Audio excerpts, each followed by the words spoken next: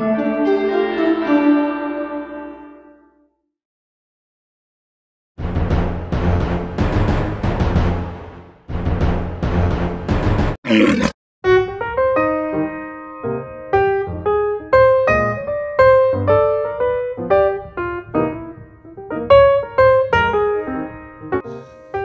first immigrants came to America in 1607.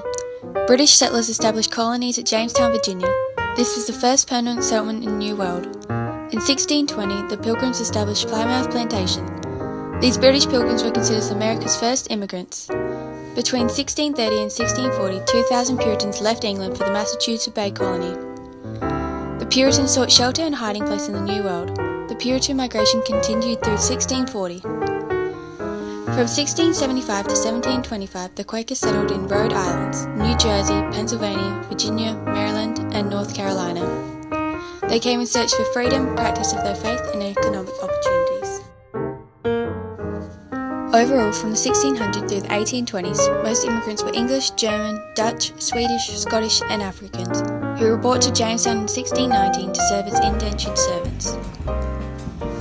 Throughout the 1800s, which were considered the years of old immigration, immigrants came from Northern and Western Europe, specifically from British Isles, Germany, and Scandinavia. Most immigrants were Protestants, while the minority were Irish and German Catholics. The old immigrants were mostly English-speaking and had a high level of literacy and occupation skills. That made it easy for them to blend into most of rural American society. Most of them were highly interested in politics and took it upon themselves to open their own shops. When they came to America, they came with their families and money. They were very familiar with our democratic society. During the rush of immigrants, 1.5 million of them came to America. Over half came from Ireland due to the potato famine failures.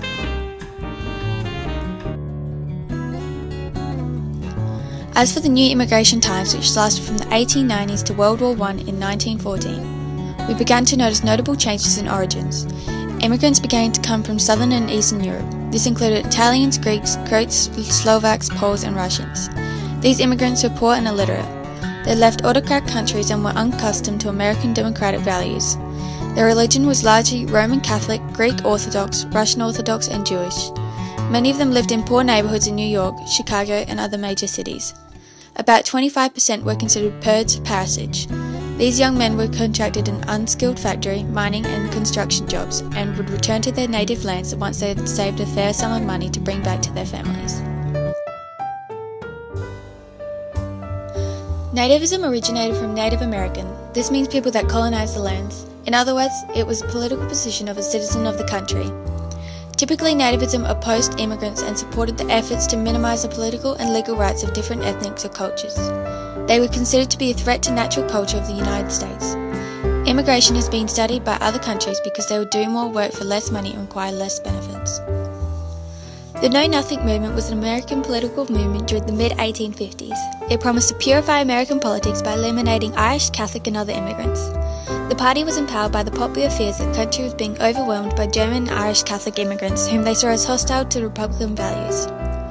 The most prominent leaders of the time were Millard Fillmore and Nathaniel P. Banks. The party's main focus was to deny immigrants citizenship and take away the ability to hold office. The local activists feared the Catholics were flooding the polls with non-citizens and threatened to stop them. As a result, a riot between the Know Nothing activists and the Catholics left 22 men dead.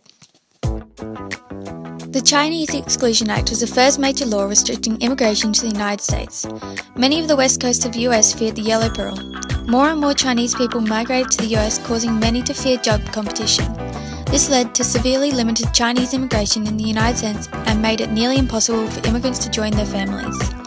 It allowed the US to deny re-entry into a Chinese immigrant in the US left the country. This also excluded Chinese in America from getting citizenship. This act was put into law on May 6, 1882 by President Chester A. Arthur. The Geary Act of 1892 caused the Act to be extended for another 10 years before becoming permanent in 1902. In the National Origins Act, nativists wanted to limit the amount of immigrants and restricted certain countries from entering the US. This caused several biased feelings toward northern and western areas of immigration. In 1924, Congress passed a discriminatory immigration law. This restricted the immigration of Southern and Eastern Europeans and particularly excluded Asians and other non-whites from entering into the United States. This act instituted emission quotas by using the 1890 census to determine the population of a particular nationality. The government would then allow 2% of the population into the nation. In addition to the act, completely barred immigration for all those whom the Supreme Court prohibited from obtaining US citizenship. This was most common among Asians. The act drastically lowered the annual quota of immigration from 358,000 to 164,000. Congress abolished the national origins quota system in the 1960s. Theories of immigration. The melting pot theory suggests that as different nationalities came to America to get various kinds of freedom, they acted as ingredients in a melting pot. Various cultures came in, affecting ours as it was still in early stages of forming. As immigrants came in, we began to slowly accept them over time, and even some of their cultural differences and customs. This theory suggests that after a while, the cultural differences were no longer identifiable and all the customs, traditions, and differences became the American way. The second theory was assimilation theory, which was almost the opposite of melting pot. Instead of other cultures affecting America, America sometimes would have her own effect on foreigners.